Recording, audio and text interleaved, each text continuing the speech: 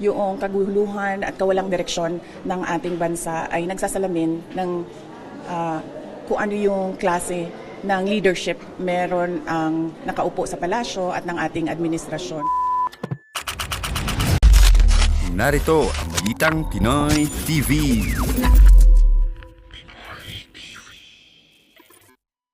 Okay, magandang gabi po sa ating lahat. At heto po, magre-react po tayo dito sa statement ni Vice President Inday Sara Duterte kung saan in-ambush interview siya doon sa Jensan. Kasi binisita niya yung mga biktima ng lindol, gumawa po sila doon ng tulong sa Office of the Vice President. Tapos yan, ipapakita natin kung ano yung statement ni VP Sara patungkol doon sa Jensan, kung anong itinulong nila. And at the same time po, meron po siyang panibagong komento. Nagko-comment na po itong si Vice President Sara patungkol po sa recent na mga pangyayari doon sa Senado. Okay? Yung awayan ni na Cayetano at dito si Gatchalian Blanc. Okay? At last but not the least, papanoorin rin natin itong interview ni Mike Defensor sa Bilyonaryo, patungkol po dito sa Brave 18, patungkol sa mga nabanggit na mga pangalan na sangkot dito sa maleta. Okay, yun po ang ating pag-uusapan ngayon. Pero bago ang lahat, like muna at saka share para kakalat dito sa taong bayan. And at the same time guys, sa mga hindi pa nakasubscribe, subscribe na po kayo para lagi kayong updated sa ating mga balita. Okay, ito muna, panoorin muna natin itong pahayag ni VP Sara patungkol po dito sa biktima ng lindol dito sa Jensan. Okay. Bril, nagpunta daw pala dyan sa Jensan si Vice President Sara Duterte. Nagbigay ba siya ng pahayag? Ruth, ngayong hapon nga bumisita at nakiramay si Vice President Sara Duterte sa pamilya ng mga nasawi sa lindola dito sa Jensan. Nagbigay din si VP Sara ng tulong pinansyal sa mga naiwang pamilya ng mga biktima. Ngayong araw din ay binisita at... Buti pa itong si VP Sara. Tumulong na dyan sa Jensan. Ang tanong, si BBM nasaan na? Nasaan na si BBM? Nang mahagi ng tulong ang bise sa mga namatay din na residente ng lindol sa ilang bayan sa Sarangani. Narito ang eksklusibong pahayag ni VP Sara. Kanina, pinaabot ko doon sa mga pamilya ng mga namatayan ang pakikiramay ko at ng buong opisina ng Office of the Vice President, kasama na ang pakikiramay ng aming pamilya sa lahat ng mga kamag-anak ng namatay. Hindi natin alam kung kailan mangyayari ang lindol, wala siyang warning. Kaya ang pinaka mabisa na paghahanda, panlaban na magawa natin ay yung paghahanda natin na kung ano yung dapat natin gawin kung nandyan na yung lindol para hindi tayo nagpapanik at laging nasa isip natin kung ano yung mga dapat natin gawin kapag nandyan na yung ground shaking.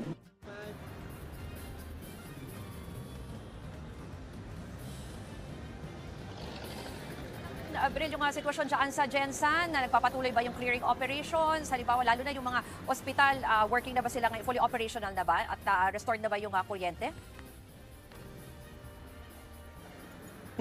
Alam mo Ruth, kagabi pa nag-umpisa sa isinagawang clearing operation ng Jensan LGU dito sa mga ilang gusali na gumuho nga sa kasagsagan ng magnitude 7.8 na lindola. At sa mga ospital naman Ruth ay patuloy pa rin ang operasyon at tumatanggap ng mga pasyente.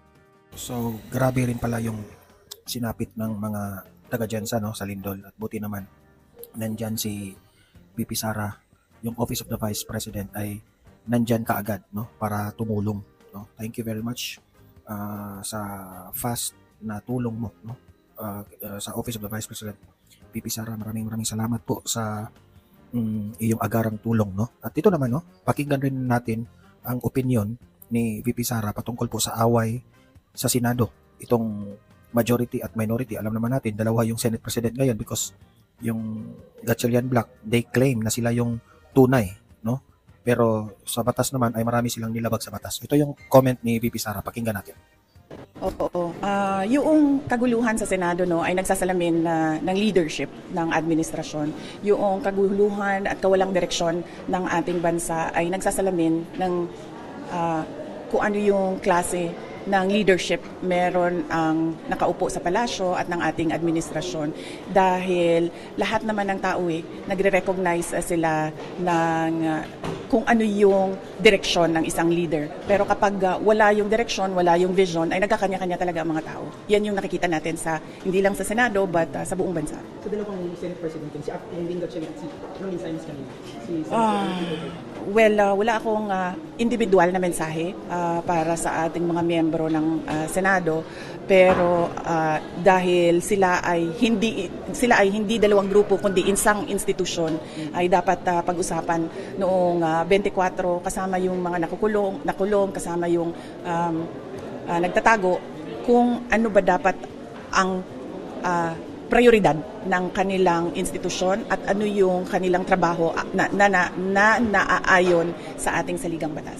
Para sa iyo, legal ba yung naging quorum ng Gatchalian Block? Wala akong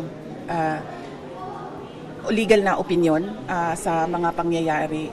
Mas mabuti sana kung meron o masasagot ng Korte Suprema kung ano ba talaga ang i-recognize at ano ba dapat ang ways forward ng ating Senado. So ayan yan ang comment ni VP Sara. Kung mapapansin nyo, no, ang unang biniblame niya sa nangyari sa Senado ay walang iba kundi yung presidente natin. Ang liderato ng Malacanang, which is si Presidente Bongbong Marcos. Yun ang pinakaunang dahilan bakit nagkagulo na ang Senado. Walang problema sa House of Representatives kasi hawak man niya lahat yan Pero doon sa Senado kasi, no, ay tinatry niyang kontrolin ang ibang mga senador dyan. Alam naman natin yan. Kaya nagkagulo yan. Hindi magkaunawaan yung dalawang kampo kasi natatakot rin sila. Baka pe-pressure rin sila sa Malacanang. Kaya nga, bilib na bilib tayo dito sa grupo nila ni Cayetano kasi po, alam ng taong bayan na prinsipyo yung pinili nila. So, sa kung sino ang legal o illegal o sino yung nire-recognize bilang Senate President sa Senado, ayon kay VP Sara, ang kanyang opinion, wala siyang masabi na legal na kung sino yung tama sa dalawa. Sabi pa nga niya, mas mabuti ang Korte Suprema na ang magdesisyon sa dalawa. Kasi ayaw rin niyang manghimasok. Hindi kagaya ng Malacanang, nanghimasok na. Ang nirecognize ng Malacanang ay yung Gatchalian Block. Halatang halata na itong Malacanang ay may pinapanigan. Di ba? Instead, huwag kang pumanig. So yan, buti pa si VP Sara ay nasa gitna siya. Wala siyang pinapanigan as of now. Okay? So, heto. Punta na tayo dito sa kay Mike Defensor, no? Patungkol po dito sa nangyari sa Brave 18. Ano ba ang mga developments dito sa Brave 18? Bakit ba nasali na ang mga pangalan ng mga tulfo? Ano po ang mga dahilan? Bakit kasali si Mike dito sa Brave 18? Anong kinaugnayan ni Mike Defensor sa Brave 18? At iba pang mga detalye na tatanungin nila ni Atty. Trixie. Pakinggan po natin si Mike Defensor. Well, ngayon ginagamit na yung term na Maleta Boys, but online you'd still hear the Brave 18 18 Brave Marines. 18 ex-Marines, Yes. ganyan. So, paano niyo nakuha? How did you get to know them? How did you find out about them? Actually, it started with, again, Sergeant Gutesa. Okay, Lumabas siya yes, Sergeant Gutesa, and nagsalita na siya, I supported him. Actually, hindi ko naman sinupport kasi ako lang yung nagpakilala kay Senator Marcoleta. Oh, okay. So, even at the time, I was not involved. And then all of a sudden, naawa ako dun sa tao kasi tinitira nila, and they were also hitting me about it. So, I had to fight back. I had to speak out na magsalita tungkol dun sa issue about Gutesa. Kasi si Gutesa, honest to goodness, na alam niya yung nangyari. Okay. At gusto lang niya makatulong. Tinanong ko nga siya, bakit ka nagsasalita? Kasi nagpakilala niya sa akin, taga-UP. Nakaibigan ko rin. Ang sabi niya, kasi sir, ang nakita ho namin yung pagbabaha, taga Bicol siya, maraming yung isa daw na kasama niya sundalo, taga Bicol din, yung bahay nawala. Tapos maraming kabuhayan nawala sa mga kababayan niya. And gusto niya magsalita tungkol doon sa nangyayari. And then, nung ginagawa kay Gutesa, yung biglang nawala. From protection, kasi wala naman kaming direct communication ni Sergeant Gutesa, to detention. Doon talaga nagulat na ako. Sabi ko, anong ginagawa nitong gobyerno? Bakit ganun? Okay. That time, I thought, in fact, one of the provisions of the affidavit na Gutesa signed, sabi niya, I'm seeking protective custody of the Senate. But eventually, nung hearing, sabi niya, wag na, okay na po ako. Kaya na ho namin kasi may grupo siya, yung kanyang mga kaklase, that will protect him. And doon nga yung nakakalungkot. From protection, naging detention. And then, noong sometime December, yun na, narinig ko na yung mga sundalo. Maraming mga retired officials ang kumakausap sa kanila, maraming mga ano ba to, pag-uusap tungkol dito. Tapos eventually, nung bago sila lumabas in sometime March, that's when they started talking to me, yung si Atty. Baligod. Okay. Sabi niya, nakakausap ko na, and may mga binabanggit na sila.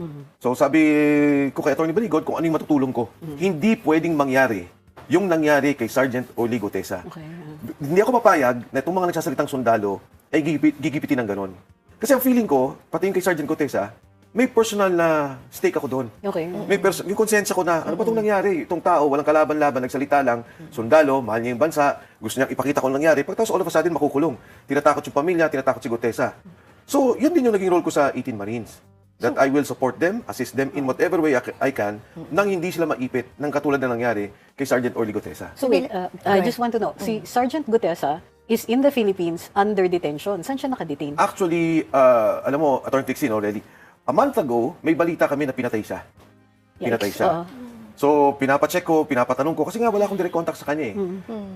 And the family also, Sek, wala kayong Wala contact? walang direct. It's only dun sa mga mista niya, yung mga kasamahan niya, ang nagbabalita sa akin. But fortunately, 2 weeks ago, ang binanggit sa akin, pinapasabi daw ni Sergeant Gutesa na okay naman siya. Okay. Wala siya sa Maynila, nandito siya sa Pilipinas, pero okay naman siya. Hindi siya under detention. Yun ang hindi ko alam. Kung under detention siya, kung may problema. Pero parang ang dating sa akin is, mukhang wala namang problema. So, Yeah, well, yung 12 kasi doon sa mga sundalo, Sek Mike, are Marines, di ba? Yes. So yung 6 doon, ano sila? Anong mga background po nila? Ah. Were you able to like at least check the backgrounds of like Orly Gutesa or the 18 Marines? Kasi they approach you, di ba? Sila yung nag-reach out sa inyo, Yes. hindi nyo sila kilala. So you don't know kung yung Yes. mga sasabihin nila totoo. Kasi syempre madadrag talaga yung pangalan nyo, di ba? No, initially, nung kay Sergeant Orly Gutesa, meron nga akong kaibigan from UP na nagpakilala. And then, verify ko naman, talaga namang security consultant siya. Then ako, Bicol Party List. Di ba? At saka, so really, parang iniisip ko that time, ano ang motibasyon nito para magsalita? Nakakatakot yung pwedeng mangyari sa kanya. Ang laki ng Saka mga sa babanggay pamilya niya. In fact, in particular kay Orly Gutesa, yung delivery kay Speaker Martin Romualdez. Yun yung binanggit niya sa Aguado and sa Makati. So parang nakakatakot. And in fact, lumabas naman sa hearing na after that, yung 18 Marines, at that time, nilapitan ni General Lictore, who was then Chief PNP. Di ba? Nabanggit ng mga Marines yun eh. So, itong 18 Marines, lahat nagtrabaho sa kay Saldico. Lahat sila nagtrabaho. At least yan, fact yan. Oh, Because hindi that's siya contested. validated. Yes. Yan, na sila talaga lahat. Yes. Oo, connected Yes. sila. Oo. And I guess, ang nangyari ngayon, imbis na imbestigahan yung mga sinasabi nila, ang iniimbestigahan yung mga pagkatao nila. Correct. Kung paano sila sisiraan. In fact, today, meron din panawag, nung 2 months ago ata, month and a half ago, noon sa NBI, ganun din. Ang tanong sa kanila, anong background nyo? Sino ba kayo? Kaya nga, nagugulat kami, ito na nga eh. Ito yung ID nila, Yes. ito yung mga tao. Ba't kailangan yung tingnan kung ano yung pagkatao nila instead of looking into dun sa allegations nila? And that's what I've been insisting to the National Bureau of Investigation. Gamitin nyo yung resources ng ahensya ninyo, wag para manggipit ng tao. Kasi puntahan ninyo yung CCTV, puntahan ninyo yung security log, puntahan ninyo saan nila sinabing delivery nila. Saan ba yung townhomes ni Speaker Romualdez? Yung townhomes na number 8 and number 9. Sinasabi nila merong gwardiya, yung Tamarind, yung Nara, besides dun sa gwardiya sa subdivision. So, yung airport May mga details, log, you're may saying, log, oo, may mga ganung Tingnan details, nila yeah. yung mga bagay na to to build the case. Yes. Kasi hindi naman ito may mga kasalanan eh. Di ba? do you know if the NBI actually checked CCTVs? Wala. Ang isa lang logs? chinek nila, sinabi nila, nung hindi daw totoo yan kasi hindi naman kaya, o tinek daw nila yung airport taxi. Iba naman yung date. Iba yung date na kinukuha nila, iba naman yung date na talagang delivery. And nakaka-frustrate, di ba? Kasi, tingnan mo paano pa magsasalita? Ito, love of country na lang itong mga sundalong to. Sino pa magsasalita kung ang lahat na magsasalita at magtuturo, sila yung kakasuhan? Sila yung iipitin. For example, yung mga nandun sa bahay nila, yung pinatawag dalawa, may mayordoma doon, tapos nakita niyo yung isang tao na nagbubuhat ng mga maleta. Kung siya may nalalaman at gusto niya tumulong, magsasalita pa ba siya? Hindi na. Pero kasi, Sek, may sinasabi rin kasi na yung mga ibang Marines dito, they were dismissed because may mga cases sila, di ba? So I think yun yung isang pinanggagalingan kung bakit kailangan talaga rin mag-check ng kanilang mga background. So are you aware of that? No? Number Why one- were they dismissed in the service? Okay, number one, sinasabi nila si Saldico ang mastermind. Di ba? Mastermind. Kriminal na nga eh. Si Saldico eh. Kumbaga sa mafia, eto na yung kapo. Eto na ngayon yung mga nagsasalita. Okay. Kami ho ang nag-deliver. Kailangan mo bang, okay naman yan. I-check mo yung background. Tama naman yan. Pero di ba, kailangan mo pakinggan. Eto pala yung boss ng mastermind. Sige nga, saan mo deliver yung pera? Nagturo na kayo, government eh. Nagsabi na kayo, nag-file na kayo ng kaso. So why is it now, a question more of the personality. Criminal na nga to. Siyempre, kumbaga, kung sinasabi yung criminal na itong big boss nila, itong mga bataan ang nagdi-deliver, i-assume criminal na rin. Meron silang, may part kasi sila, di ba? Yeah, Doon oo. sa entire thing. Okay, parang nagturo. So, Sabi mo, si Saldico ang drug pusher. So ito ngayon ang ano pala, supplier Okay. ng droga. Ito ngayon yung mga drug pusher nagsasabi. Uy, kami po ang sinusuplayan ng wholesaler ng droga. Kaya question, ano bang background mo? May kaso ka ba? Ba't di ba? I mean, hindi ko maintindihan yun. Tama Yeah, naman ha. yeah. Hindi ko sinasabing wag mong i-check. Pero pagka mas ang dinidinian mo, yung background ng tao o dinidinian mo paano sila i-discredit, mali para sa akin yun. No, ang point nyo lang is that you want to make sure na ma-build yung case, di ba? Na to have a stronger case against Saldico, for example, or Exactly. Martin Romualdez, no? Correct. Because sila yung may mga sinasabing mga specific details. Correct. And Saldico is nowhere to be found, di ba? Pero, Sec, meron No. Saldico, they filed already a case. Yeah. May case na Siya sila yung tinuturo. Exactly. Oo. No less than the President Correct. Bongbong Marcos came out on TV and saying, si Saldico ang mastermind nitong nakawan. So ito ngayon, meron kang mga sundalo. Kung ang mga sundalo, tinuturo na si Saldico. Sinusuportahan yung case niya yung theory ganung nila. case. Oo, Oo. cause theory nila. Yes. So tinuturo ng mga sundalo, boss talaga namin ang may dala ng pera. At ito yung delivery niya. Kumbaga, Diba? confirmation So dapat and talaga, affirmation, oo. eksakto, Build nila dikit-dikit yun. nila kung ano yung source ng pagkukuha ni Saldico at saan napupunta itong mga perang to. Pero nagkakataon na nga, nung sinasabi na ng mga sundalo saan nagpupunta, kinakat na nila. Iniipit na nila. Check, may kanyaman mo daw eh. Kasi nagbigay Oo nga ka daw eh. ng tag 5 million. Oo. So kung 18 sila, laki-laki 90. yan. Tama ba? 90, oo. Oo, tag 5 million for Oo. each of them para magbigay ng testigo. Anong... Hindi, pero sabi nila graph natin? 350,000 pa lang daw Oo, yung binibigay mo. Hindi Alam pa mo, kompleto. oo, Si Attorney Matibag, una abogado siya. Yes. Pangalawa, nire-represent niya ang institusyon ng National Bureau of Investigation. Can you imagine, lumabas siya sa Senate Committee hearing, sabi niya, ikinuwento sa kanya, doon sa ikinuwento ng tao. So So, double hearsay. hinikwento niya yung ikinuwento ng isang tao na nagkwento sa kanya. Okay, oo. Ano ba yun? So supposedly, ano ba to? Jowa ng anak.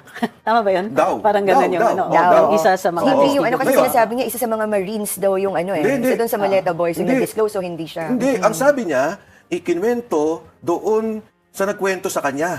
So, hearsay. Hindi niya narinig. At ito ngayon yung kinikwento niya. Okay. Ano ba naman yun? Talo pa yung Marites. Doon kaya sabi ni Speaker Alan ng Senate President Alan Cayetano, sabi niya, etong si Marites, Attorney Marites Matibag, nakikinig ako, hindi ko pa kasi nakita yung affidavit eh. Nung nakita ko yung affidavit, nagulat, sabi ko, why would they take, para bang, you now subpoena me, papatawag mo ako, and you come out in the national media, you present it to the Senate, nang ikinwento sa'yo, na ikinwento daw sa kanya. Ganun yung nangyari. So, you disagree totally? That Hindi there are ako no money involved at all? Hindi na nga ako nagsalita, yung mga sundalo na yung nagsalita. And when they spoke, and it was a very emotional moment, at doon ko lang nakita umiyak yung mga sundalo, dahil yung namatayan yung isang kapatid. So nung nakita ko naman nagsalita na yung mga sundalo, sabi ko, why do I need to speak? Ito na yung mga nagsasalita eh. Kung mayaman kami, kung may pera kami, napagamot sana namin yung kamag-anakan namin, at yung isa, namatayan ng cancer. What kind of assistance do you give to them? Lahat as na of pwede now? kong gawing assistance, I will do it. Until now, I will do it. And I will not deny it. Such as? Ano yung nagawa na? I do not want to disclose anymore because it concerns mga pagtago nila, Okay. sakyan nila, yung mga ganyang bagay. So, sinabi ko naman from day one when they came out in Club Filipino, hindi nila ako kasama. Hindi ako kasama sa press con, hindi ako kasama sa paggawa ng affidavit. Okay. At ngayon po, natutuwa ako. Ang dami nagpapadala ng tulong. Okay. Ang sabi ko lang, doon sa iba, sandali lang ko kasi kailangan ko silang kausapin, yung mga Marines, paano ba natin isi-set up yung fund. Yan. Pero even beyond that, yung mga namatayan at may sakit, may mga nagpadala na ng tulong. Of course, I cannot disclose the names of those people, pero ang dami kong tumutulong sa kanila at naawa sa kanila. Doon sa ano, kanina guest in another program si former Colonel Ariel Kerubin.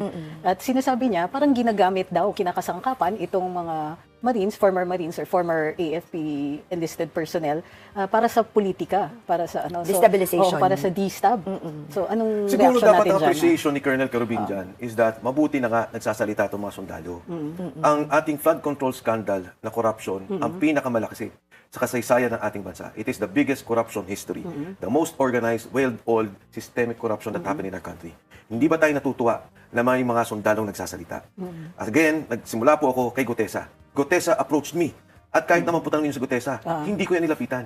Hindi ko yan kinausap. He approached me to say, baka pwede pong bigyan ng guidance yung committee. At that time, chairman si Senator Marcoleta. Okay. So pinagbit ko sila. Ang sabi ko, sige, kausapin mo. Because ako nga, ang feeling ko, I don't want to be responsible kung meron man sasabihin na hindi ko alam or kasi hindi ako involved eh. Eventually, Senator Marcoleta convinced him, nagsalita siya. At ito na nga yung nangyari.